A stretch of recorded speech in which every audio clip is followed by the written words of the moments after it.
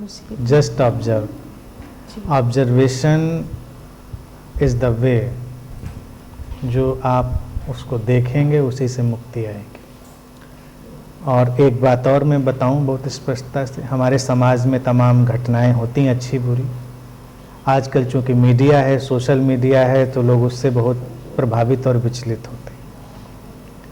लेकिन क्या सचमुच में उसका प्रभाव पड़ता है? मैं बार बार ये बात कहता हूँ, क्या सचमुच में उससे कोई प्रभाव हमारे जहन पर पड़ता है? नहीं पड़ता। 2-4 दिन में हम सेटल्ड हो ही जाते हैं। और अगर हम 2-4 दिन में सेटल्ड हो जाने थे तो हम आधा 1 घंटे में या कुछ मिनट में भी तो सेटल्ड हो सकते थे। सब फिर तो स्टैटिस्टिक्स हो गई। कोई भी चीज़ मैं कहता हूँ फिर तो गणित हो गई। जैसे मान लीजिए मुझे जीवन में कोई दुख धक्का लगा और हम 3 महीने में सेटल्ड होते हैं, ओके, तो 3 महीने में फिर तो ये मैथमेटिक्स हो गई। फिर 3 महीने तो 3 हफ्ते भी हो सकते हैं। अब 3 हफ्ते हो सकते हैं तो 3 घंटे भी हो सकते हैं, और किसी के लिए वो 3 मिनट भी हो सकते हैं, और किसी के लिए 3 सेकंड भी हो सकते हैं। फिर तो सब मैथमेटिक्स है। अल्टीमेटली तो हम सेटल्ड हो ही रहे हैं ना। परिवर्तन आना है तो 3 सेकंड में भी आएगा, परिवर्तन नहीं आना है तो 3 महीने में भी नहीं आएगा। हम चाहे दुखी रहें चाहे विचलित रहें, जिसके अंदर जो घटना परिवर्तन लानी होती है वो 3 सेकंड में लाती है। 3 सेकंड भी एक मेजरमेंट है, वो होता है 3 सेकंड या नहीं हम नहीं जानते। घटनाएं तो बेइंतहा हमारे चारों तरफ हो रही हैं, खराब खराब से खराब। हमको लगता है हम एक आध घटना पर बहुत अटकते हैं, बुरा लगता है, लोगों को लगता है कि अच्छा ऐसा। और मैं हमेशा कहता हूं कि हम ये क्यों भूलते हैं कि हम लोगों की अच्छाइयाँ देखने से बचने लगते हैं। मैंने पिछली बार भी जब इस पर बात हुई ऐसे विषय पर, तो मैंने कहा लोग बहुत अच्छे हैं, एवरेज में आप उनको देखें। कुछ लोग, ये डुअलिटी तो रहनी है, अच्छे नहीं भी होंगे तो वो भी हैं, वो भी समाज में रहेंगे। उनसे समाज अपने ढंग से निपटेगा, समाज का जो कानून है वो अपने ढंग से निपटेगा। और जैसे जैसे लोगों की अवेकनिंग बढ़ेगी तो उसमें क्या होगा, जो ग्रॉसर डुअलिटी है यानी कि जो बहुत स्थूल द्वैत है वो धीरे धीरे कम होगा। फिर सूक्ष्म, थोड़ा और सटल जो द्वैत है वो बढ़ेगा। यानी कि द्वैत रहेगा, टकराहट रहेगी, लेकिन वो स्थूल से सूक्ष्म पे ट्रांसफर हो जाएगा। अगर समाज आसपास का विकसित हो तो अभी देखिए ये हिंसा, हत्या और ये सब चलेगा, द्वैत में हमको दिखाई देगा। अगर विकसित लोग हो जाएं तो उनके विचारधाराओं की भिन्नता, उनके तमाम तरह की जो अभिव्यक्तियां हैं उनकी भिन्नता, उनकी टकराहट, ये सब होगी। भिन्नता, विरोध, टकराव वो तब भी रहेगा, लेकिन वो थोड़ा सूक्ष्म हो गया होगा। वो उतना उस तरह का हमको ग्रॉसर वायलेंस में नहीं दिखाई देगा। फिर कोई घटना जो होती है, एक और उसका पहलू देखने का अस्तित्व तो उसको अपने ढंग से भी तय करता है। एक घटना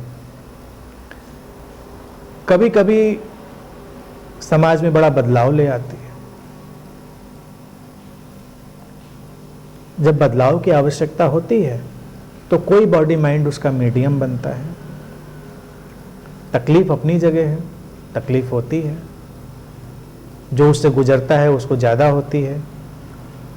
और कई बार एक और हकीकत मैंने देखी है, जो लोग उसको फेस कर रहे होते हैं रियल सेंस में, वो कम तकलीफ में होते हैं, जो उसको इमेजिन कर रहे होते हैं वो ज़्यादा तकलीफ में होते हैं।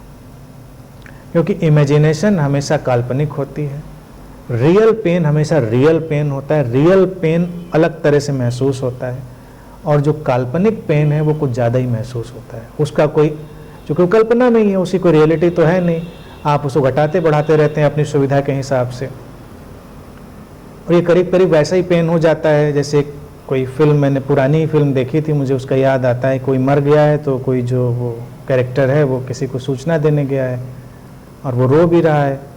वो उसने दूध पीने के लिए दिया है उसको कि भाई आया है बाहर से, तो रोते हुए वो, उसको ये याद रहती बात कि मलाई थोड़ी और डाल देना दूध में। रो रहे हैं, दूध आया है, सूचना देनी है, लेकिन मलाई भी तो है, उसका भी ख्याल रखना है। तो हमारे बहुत सारे दुख दर्द ऐसे ही होते हैं कि सब हो गया अभी, चलो ठीक है अब ना। सत्संग में भी ये जो ऐसे गैदरिंग्स हैं, इसीलिए सत्संग वर्ड भी मैं यूज करता हूँ, बीच में मैंने इस शब्द को ड्रॉप भी किया था, अच्छा भी है वो भी परेशानी। तो कुछ लोगों के मुंह से मैंने ये भी सुना था, ये सब बातें हो गई कि तो चलिए अब कुछ काम की बातें भी करी जाएं।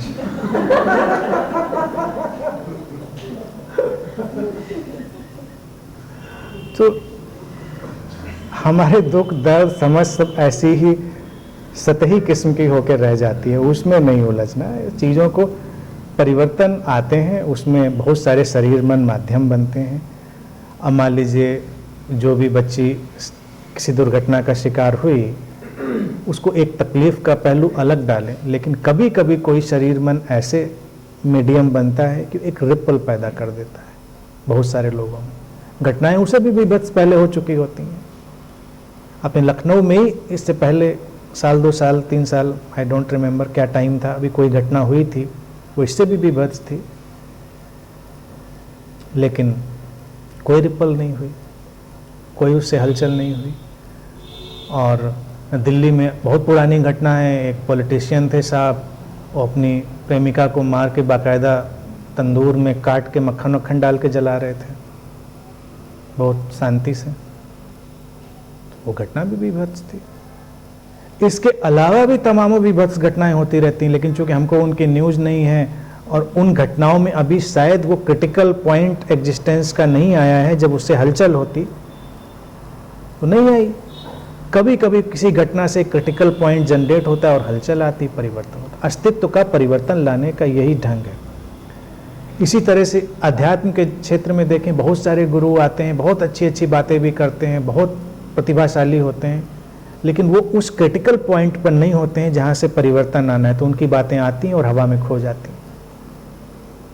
कभी कोई आता है और वो उस क्रिटिकल पॉइंट पे, यानी कि उस ठीक बिंदु पर होता है जहां से परिवर्तन शुरू होना है, तो उसकी बातें लोगों को छूने लगती हैं, उनमें आग पैदा होने लगती है।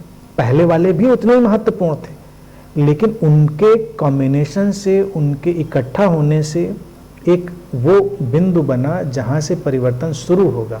अब उस बिंदु पर कौन खड़ा होगा, इससे कोई अंतर नहीं पड़ता, अस्तित्व को अंतर नहीं पड़ता, उस टोटलिटी को हमें पड़ सकता है, हमको लगेगा ये व्यक्ति बहुत परिवर्तन लाया, लेकिन उसके पीछे भी जो है सब, वो भी उसमें शामिल है उस धारा में। तो ऐसे देखिए तो शांति बनी रहेगी।